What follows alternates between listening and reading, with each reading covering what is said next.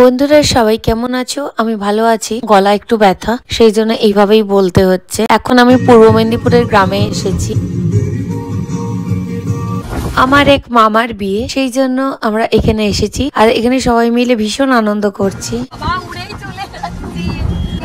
এখান থেকে ব্লগটা শুরু করলাম। এখন আমরা সবাই মিলে যাচ্ছি মেয়ের বাড়িতে গায়ে হলুদের তত্ত্ব দিতে। আমরা এখানে একটা গাড়িতে এই কজন রয়েছি আর অন্য আরো দুটো গাড়ি আসছে। আর দেখো বন্ধুরা, গ্রামটা ভীষণ সুন্দর আর এখানে চারপাশে দেখতেও দারুণ লাগছে, তাই এটাও একটু ক্যাপচার করে নিলাম আর শেয়ার করে নিলাম তোমাদের সাথে। আর এখন এই যে গায়ে হলুদের তত্ত্ব দিতে মেয়ের বাড়িতে যাচ্ছি, আমি জাস্ট এই একটু আগে এলাম বিয়ে বাড়িতে আর কোনো রকমে তাড়াহুড়ো করে রেডি হয়ে বেরিয়ে পড়লাম মেয়ের বাড়ির জন্য।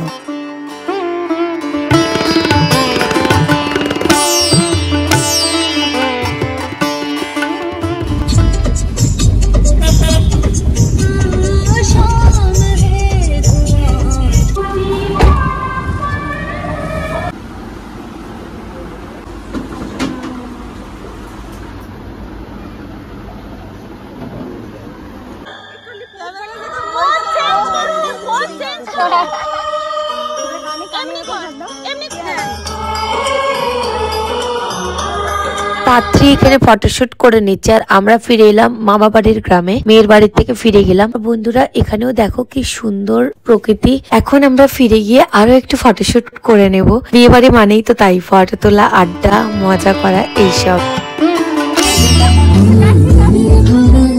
মামা বাড়ির গ্রামে পৌঁছে গেলাম আর এখানে আমরা সবাই ফটোশুটের জন্য যাচ্ছি পুকুর পাড়ের দিকে। ওখানে অলরেডি বর ফটোগ্রাফার নিয়ে চলে গিয়েছে। এই যে আমরা এখানে বর পক্ষ থেকে সব মেয়েরা এখানে লাইন দিচ্ছি একসাথে সবাই ফটো তুলবো বলে।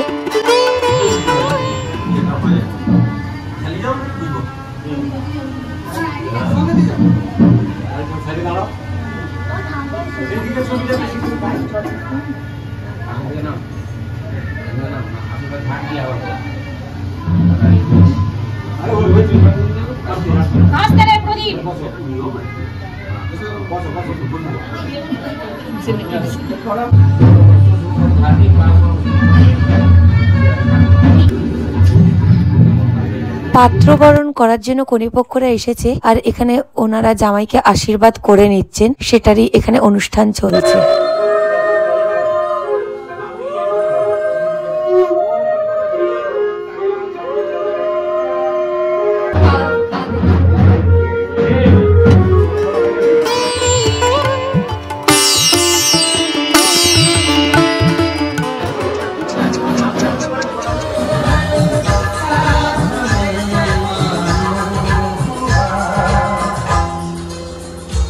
বিয়ে বাড়ির সন্ধ্যাবেলায় সবাই রেডি হয়ে গেছি। এই যে আমিও শাড়ি পরে নিয়েছি। এরপর আমরা যাব বরযাত্রী।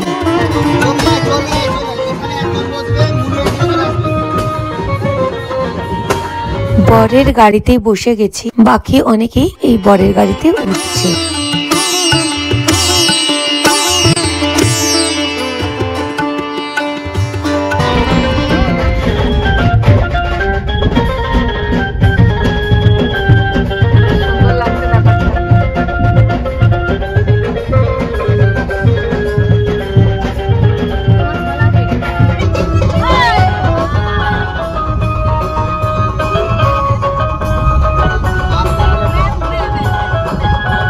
বাজনা আর অন্যান্য গাড়িগুলো বরের গাড়ির সাথেই যাচ্ছে আর পিছনে গাড়িগুলো পরপর লাইন দিয়ে আসছে। খুবই সুন্দর লাগছে দেখতে। এই গ্রামের পথ ধরে আর পিছনে ওই গাড়ির আলো অপূর্ব সুন্দর লাগছে আর সামনে ওই বাজনার গাড়িটা যাচ্ছে।